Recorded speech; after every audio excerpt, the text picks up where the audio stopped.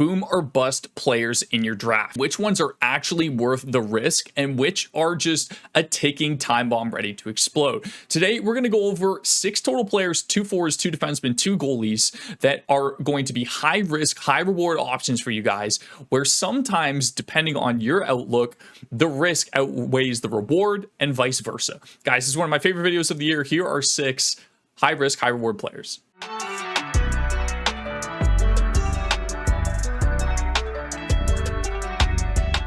You had to have known Jack Hughes was going to be on this list. It has now been back-to-back seasons where he's played only 62 games. The risk is definitely there with the injury concerns. Like, less than 65 games in the past 2 seasons. He's only played over 75 games once in his entire 6-year career that he's been in the National Hockey League. If he's the best player, and if you go out and draft this guy round 1, and he gets hurt, you're pretty much screwed. It's a similar situation to a guy like Kaprizov, but I think Jack has more risk associated to him simply because he's done this in back-to-back seasons where he's not only hit the 65 game mark.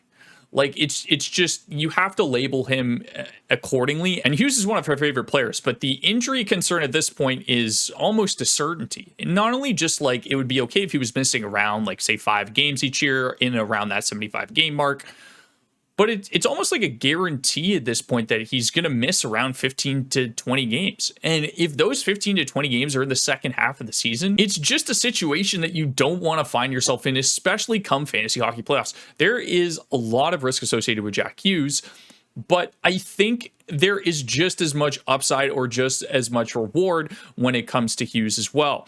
He is a top 10 fantasy player on a per game basis. It doesn't matter whichever way you look at it. His shot volume is elite. His goal and point upside is elite. His power play point totals are elite. He is an elite player through and through on a game-to-game basis. The peripherals definitely aren't there, but he also adds an element of being dual eligible at center and left wing. And it's kind of priced into his ADP now, the risk associated to him getting injured.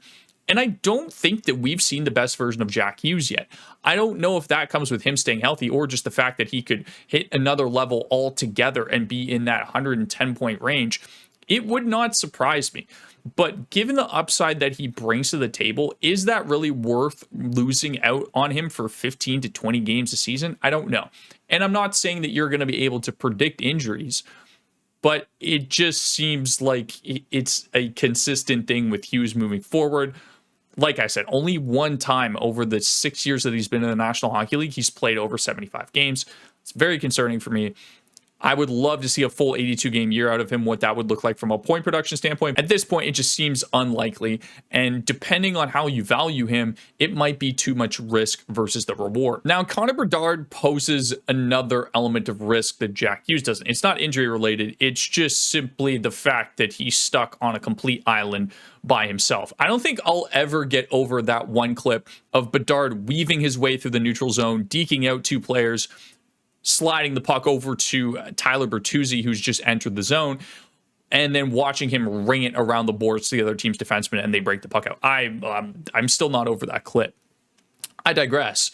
He hasn't shown any type of elite fantasy numbers yet outside of his power play point total. There hasn't been an outstanding shot volume out of Bedard. He hasn't really done anything on a peripheral basis either. The goal totals have not been outstanding. I think a lot of this has to do with the fact that, again, he's kind of on an island by himself. And has he grown enough at the ripe age of 20 to be able to carry a team all by himself and put up a point per game season? That is the question that you need to ask yourself when you're about to draft Connor Bedard. There is some flexibility with him. He is center right wing eligible, so at least that's a positive. That makes me feel better about getting to him. His ADP, unfortunately, is priced according to his upside. The problem is where you're drafting Bedard is all the guys around him are guaranteed hitting that 75 point total. They've done it before. They've done it consistently. They're in a good opportunity or a good spot to do it again. Whereas Bedard's never really done that. But I think with Bedard, given the fact that his talent is special, I don't think there's any denying that. If you watch any type of Hawks game, he's clearly stood out. Not only is he just dancing his way through people in the National Hockey League, but the release that he has is just, it's one of one.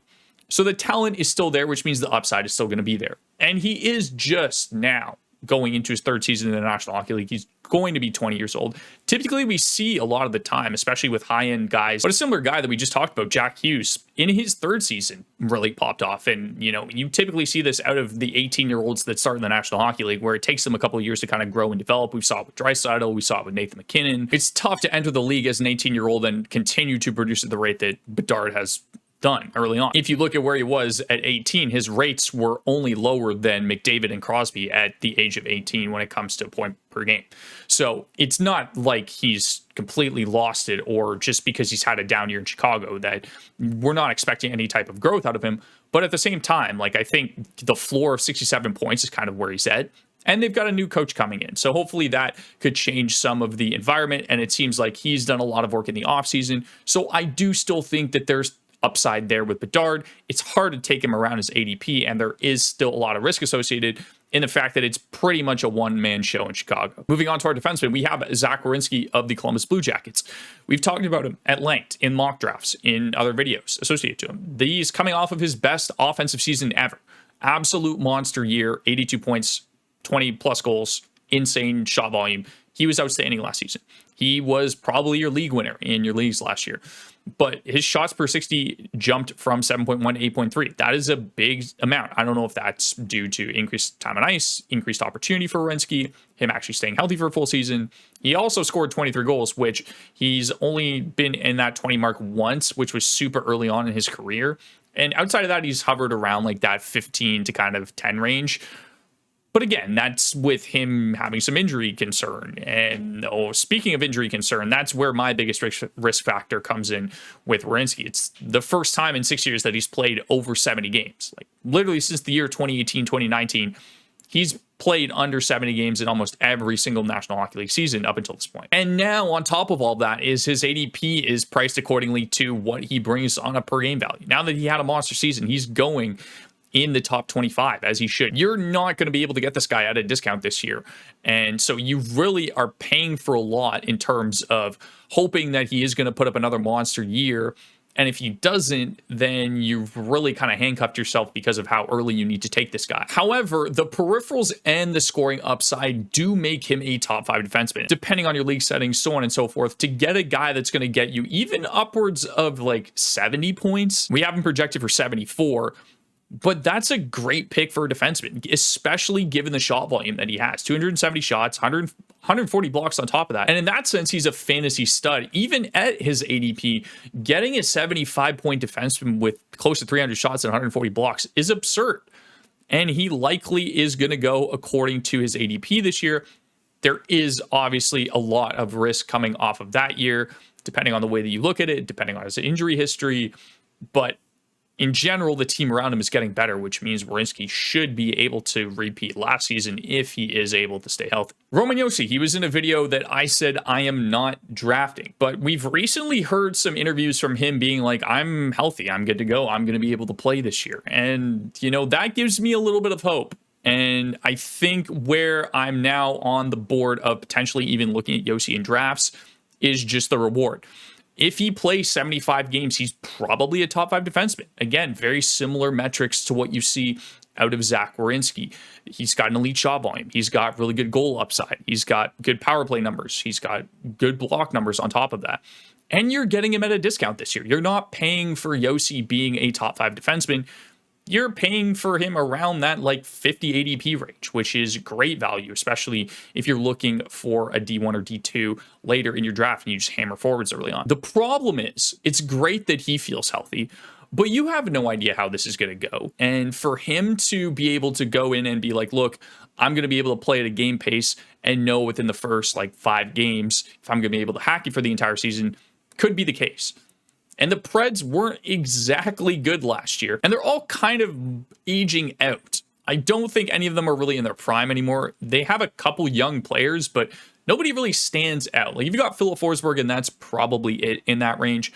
And on top of all of that, Josi is going to be 35. Typically, we see a massive drop-off in terms of defensemen in around that 33, 34 range. Yosi's going to be 35. And then on top of that, this condition, I think it's very possible that we have him playing around 60 games this year, which is what we're projecting him for. But it's also possible he could play like 10 games and be like, yeah, you know what? Can't do it anymore. unfortunately, this condition, whatever it is. Or he could turn around and be like, yeah, I'm good. I can play. No worries. I've learned how to deal with this. Again, guys, I'm not a doctor, but there's just such a substantial amount of risk with him this year that I'm likely leaning on the staying away side. Starting off for goaltenders, we have another Pred, Juuse Saros. ADP 101. That's great value. We've talked about him. He's in our must draft goalie list. But he is coming off the worst year of his career. Like by far. Like the first time basically ever. I'm not counting that rookie year where he played one game and he was below a 900 save percentage, but he's coming off a 59 game season where he's now below a 900. And you've seen a steady decline from him in terms of his performance and the team, right? Like we're normally used to seeing Saros in around that 915, 920 even range. And he's now been at 905 the year before. And then last year he dipped below 900. And it's not like the roster is getting any younger. And then on top of all that, what we just talked about, what happens if there's no Josi? Like that decor gets real thin really quickly. Where Saros has value, which is why we like him as ADP especially, is he plays more than 60 games pretty much every season. He's going to get you a ton of volume. He's 2 years removed from being a top 5 goalie. He's still young enough to be in that mix. It's not like he's, aging out into 37. He's only 29. And typically like goalie primes are like 30 to 35. Like they're much, much later than you see out of player primes.